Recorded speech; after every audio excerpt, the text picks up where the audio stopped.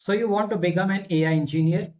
Here's some good news. You do not need a computer science degree. You do not need to be a math genius either. What you need is a clear path to follow. In this video, I will give you that path. We will go from complete beginner all the way to building real AI products. No confusing words, just the real steps in plain English. Let's start with why this matters right now.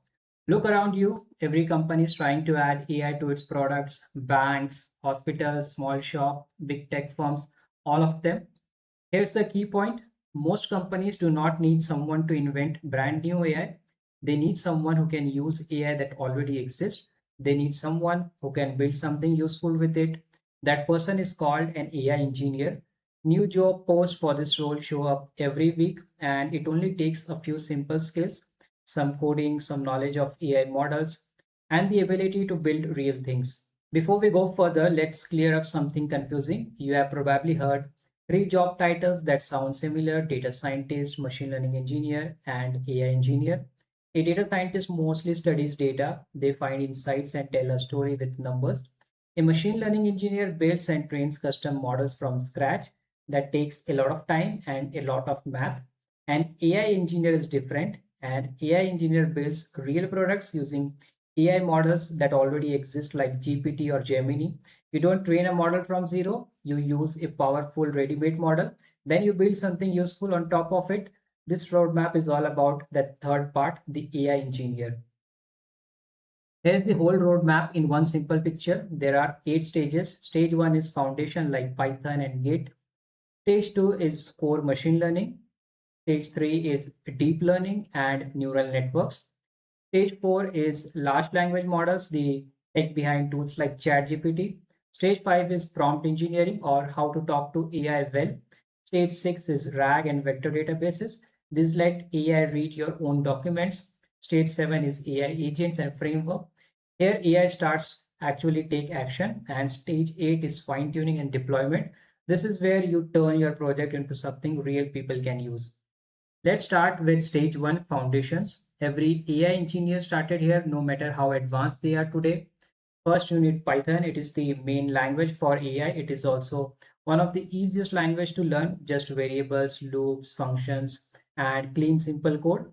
Second, you need Git and GitHub. Think of it as a save button for your code. It lets you share your projects with other people. Third, you need a little bit of math, just some basic statistics and a simple idea of what a vector is. You do not need to be a math expert.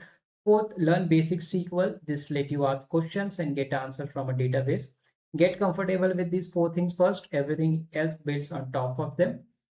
Stage 2 is core machine learning. This is the classic foundation under almost every AI system, including the large language models we will cover soon. Think of it like teaching a computer using examples instead of strict rules. There are two main types in supervised learning. The computer learns from labeled examples like photo, tag, cat, or dog. And then in unsupervised learning, the computer looks at data on its own. It finds patterns nobody pointed out. You will also meet a few classic models, things like linear regression, decision trees, and clustering. And just as important, you will learn how to check if a model is actually working well. Stage 3 is deep learning and neural networks. This is the part that really started the AI boom we are living through. A neural network sounds fancy, but at its heart, it is just a layer of simple math. These layers stack together and learn as a team. Some neural networks called CNNs are built to understand images. Others called RNNs were built to understand order, like the order of words in a sentence. Newer models have mostly replaced these now. To build and train these networks, most AI engineer use a tool called PyTorch.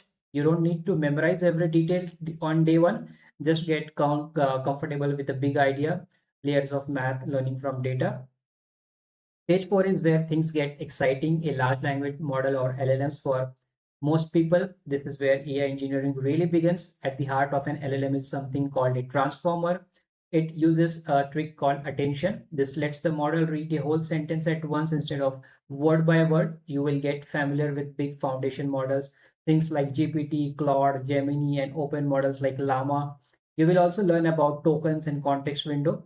That's just a fancy way of saying how much text a model can hold in mind at once, and you will learn to call an LLM through a simple API right from your own code. This is a big step. From here on, you are not training models from scratch. You are building on top of models that already exist. Stage 5 is prompt engineering. Think of prompt like an instruction to a new employee. A vague instruction gets a messy result. A clear instruction gets a result. Great. It works the same way with AI. First, give clear step-by-step instruction instead of a vague request. Second, learn about system prompts. These set the AI's role and rules before it even starts answering. Third, learn about few short examples. Show the AI one or two examples of what you want so it can copy the pattern.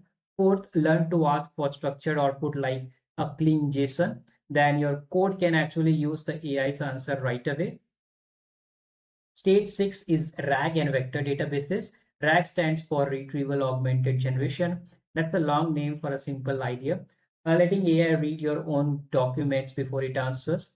Here is how it works. First, embedding turn your text into numbers. These numbers capture the meaning of the text. Then a vector database stores those numbers. This lets the AI search through them fast, like a superpowered search engine. Before that step, you also need chunking. That just means splitting big documents into smaller pieces. The AI can search easily, put it all together, and you get drag a way for AI to answer question using your own documents.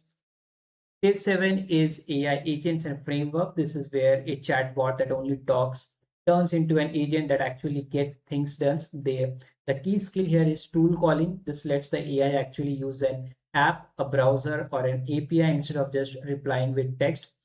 To build this well, you will use framework like LangChain and LangGraph. They give you the building blocks so you don't start from zero. You will also meet framework like Crew AI and AutoGen. These let several AI agents work together as a team like co-workers on one project. Under all of it is the agent loop. Think, act, check, and repeat until the job is actually finished. Learn this stage well and you will build a AI that does the real work. Stage 8 is fine tuning and deployment. This is the final stage where your project becomes something real people can use.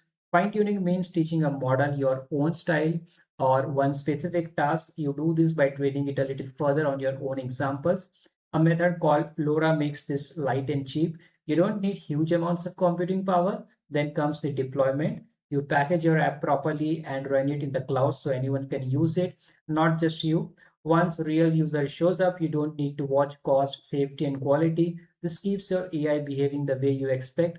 This stage is less exciting than building the AI itself, but it is what turns a fun side project into a real product. Let's put all of that into one simple cheat sheet. Your 2026 toolbox for languages and basics, you have Python, Git, and SQL. For LLM providers, you have OpenAI, Anthropic, Gemini, and open models like Llama. For agent framework, you have LangChain, LangGraph, and Crew AI. For vector databases, you have Pinecone, Chroma, and Fias. For training tools, you have Hugging Face, PyTorch, and LoRa. And for deployment and monitoring, you have Docker, the cloud, and tools like Langsmith. You do not need to master every single one, just know what each one is for. Pick it up when a real project actually needs it. Building real projects. So you actually need to build things. Here are 5 projects that prove you can do this. One, build a chatbot with memory, something that remembers your past conversation. Two, build a RAG app on your own documents. Let people ask questions about your PDFs or notes. Three, build one real automation agent. Pick one boring task in your life and let an agent handle it, start to finish. Fourth, fine tune a small model to do one job really well. And five, ship it, deploy your project publicly, then write or post about what you built. This last step matters more than people think. It's actually how you get noticed. Common mistakes to avoid before you start. Let's look at a few common mistakes. Almost everyone makes at least one of these early on. Mistake one, skipping the basics and jumping straight into large language models with no foundation underneath. Mistake two, only watching tutorials and never building anything fully on your own. Mistake number three, ignoring deployments and treating shipping and testing like optional extras. Mistake number four, chasing every new tool that comes out instead of going deep on the basics first. Spot these mistakes early. You will move a lot faster than most of the people. Now let's have a takeaway from this video.